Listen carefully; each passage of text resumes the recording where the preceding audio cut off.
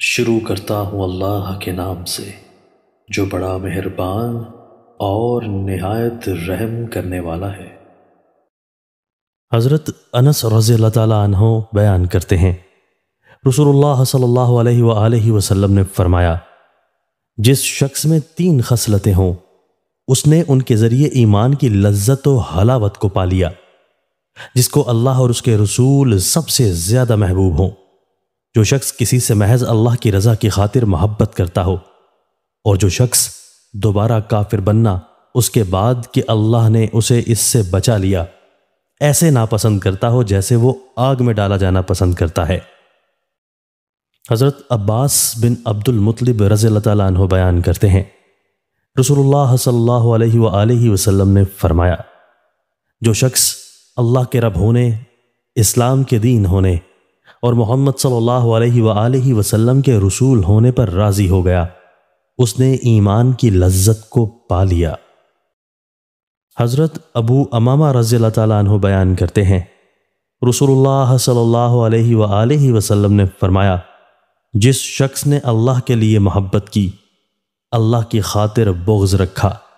اللہ کی رضا کی خاطر عطا کیا اور اللہ کے لیے روک لیا تو اس نے ایمان مکمل کر لیا۔ حضرت انس رضی اللہ تعالیٰ عنہ سے روایت ہے، انہوں نے کہا، رسول اللہ صلی اللہ علیہ وآلہ وسلم نے فرمایا، جو شخص ہماری نماز کی طرح نماز پڑھے، ہمارے قبلہ کی طرف رخ کرے اور ہمارا ذبیحہ کھائے تو وہ ایسا مسلمان ہے جسے اللہ اور اس کے رسول کی امان حاصل ہے، سو تم اللہ کی امان اور ذمہ کو نہ توڑو۔ حضرت ابو ہریرہ رضی اللہ تعالیٰ عنہ بیان کرتے ہیں،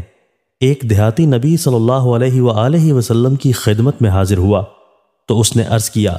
مجھے کوئی ایسا عمل بتائیں جس کے کرنے سے میں جنت میں داخل ہو جاؤں۔ آپ نے فرمایا، تم اللہ کی عبادت کرو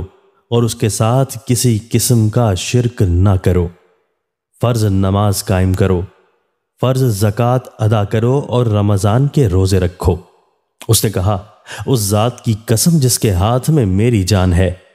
میں اس میں کوئی کمی بیشی نہیں کروں گا۔ جب وہ چلا گیا